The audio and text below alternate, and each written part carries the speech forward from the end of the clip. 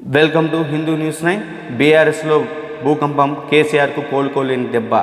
బీఆర్ఎస్లో కలకలం రేపిన పార్టీ అధినేత కె చంద్రశేఖరరావు కూతురు ఎమ్మెల్సీ కల్వకుంట్ల కవిత తిరుగుబాటు, సస్పెన్షన్తో ఆ పార్టీలో అంతర్గత కలహాలు ఒక్కసారిగా పార్టీ భవిష్యత్తును ప్రశ్నార్థకంగా మార్చాయి. కేసీఆర్ ఒకప్పుడు తెలంగాణ ఉద్యమాన్ని జనంలోకి తీసుకెళ్లి రాష్ట్ర సాధనలో చరిత్ర సృష్టించిన నాయకుడు ఇప్పుడు సొంత కుమార్తె నుంచి వచ్చిన ఎదురు దాడితో మానసికంగా, రాజకీయంగా ఒత్తిడిలో పడ్డాడు కేసీఆర్. కవిత సస్పెన్షన్ బీఆర్ఎస్లో కేవలం ఒక క్రమశిక్షణ చర్య కాదు, అది పార్టీలోని అంతర్గత విభేదాలను బయటపెట్టిన ఒక రాజకీయ భూకంపం. కవిత తన బంధువులైన హరీష్ రావు, సంతోష్ కుమార్పై కాళేశ్వరం ప్రాజెక్టులో అవినీతి ఆరోపణలు చేసి ఈ ఆరోపణలలో తన తండ్రి కేసీఆర్పై మచ్చ తెచ్చాయని ఆరోపించడం ద్వారా పార్టీలో గందరగోళం సృష్టించింది. ఈ ఆరోపణలు కాంగ్రెస్, బీజేపీలు చేస్తున్న విమర్శలకు బలం చేకూర్చడం జరిగింది. దీంతో కేసీఆర్పై సిబిఐ దర్యాప్తు ఒత్తిడి మరింత పెరిగింది.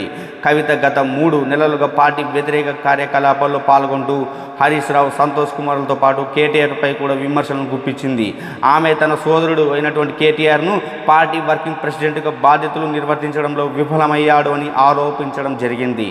పార్టీలో అంతర్గత ప్రజాస్వామ్యం లేదని విమర్శించడం బీఆర్ఎస్ నాయకత్వానికి సవాలుగా మారింది కవిత ఆరోపణలు. ఈ పరిణామాలు కేసీఆర్ను సస్పెన్షన్ నిర్ణయం తీసుకునేలా ఒత్తిడి చేశాయి. కానీ ఈ చర్య తీసుకునే ముందు ఆయన 3 నెలల పాటు ఆలస్యం చేయడం పార్టీలో నియంత్రణ కోల్పోయినట్లు సంకేతాలు ఇచ్చింది.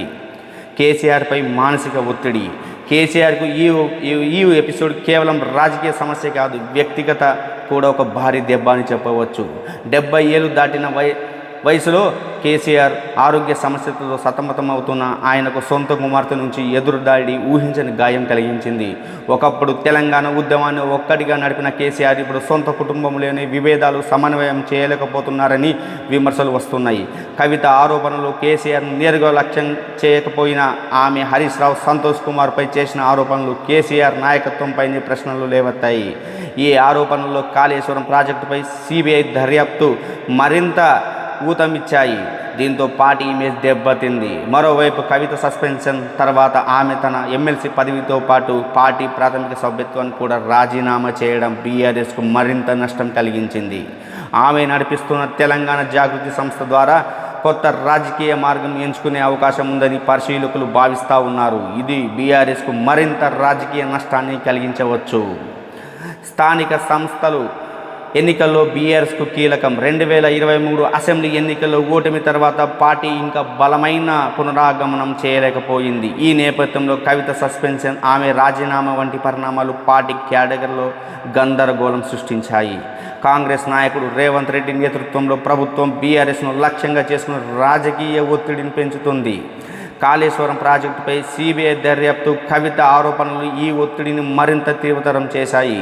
స్థానిక సంస్థల ఎన్నికల్లో బీఆర్ఎస్ తన పట్టు నిలబెట్టుకోలేకపోతే పార్టీ నుంచి మరిన్ని ఫిరాయింపులు, తిరుగుబాట్లు జరిగే అవకాశం ఉంది. నిజామాబాద్ వంటి ప్రాంతాల్లో కవిత ప్రభావం గణనీయంగా ఉన్నప్పటికీ ఆమె సస్పెన్షన్ తర్వాత పార్టీ క్యాడర్లు నిరాశ, గందరగోళం వ్యాపించాయి. ఈ పరిస్థితుల్లో కేసీఆర్, కేటీఆర్, హరీష్ రావు వంటి నాయకులు పార్టీని ఒక్కటిగా ఉంచడం పెద్ద సవాలుగా మారింది. ఒకప్పుడు తెలంగాణ ఉద్యమాన్ని ఒక్క తాకిడిలా నడిపించి రాష్ట్ర సాధన సాధించిన కేసీఆర్ జాతీయ రాజకీయాల్లో కూడా ప్రభావం చూపారు. కానీ 2023 ఎన్నికల్లో ఓటమి తర్వాత ఆయన ప్రజలలోకి రావకపోవడం, ఫామ్ హౌస్కే పరిమితం కావడం పార్టీ క్యాడర్కు నిరాశ కలిగించింది.